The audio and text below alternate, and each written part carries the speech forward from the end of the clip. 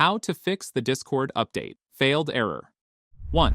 Restart your computer. Save your work and restart your computer. Sometimes a simple restart can solve the issue. 2. Check your internet connection. Make sure you have a stable internet connection. Disconnect and reconnect to your Wi-Fi, or try using a wired connection.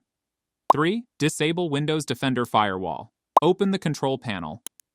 Go to Windows Defender Firewall.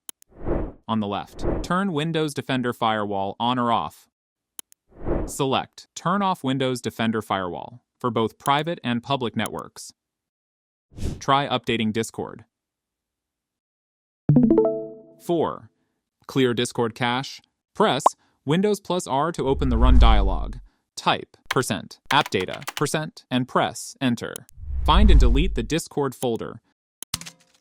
Try updating Discord again. 5. Rename the update file. Navigate to the Discord installation folder. It's usually located in the following path showing on the display.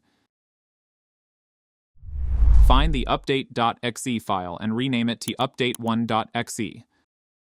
Try launching Discord to force an update. 6. Reinstall Discord.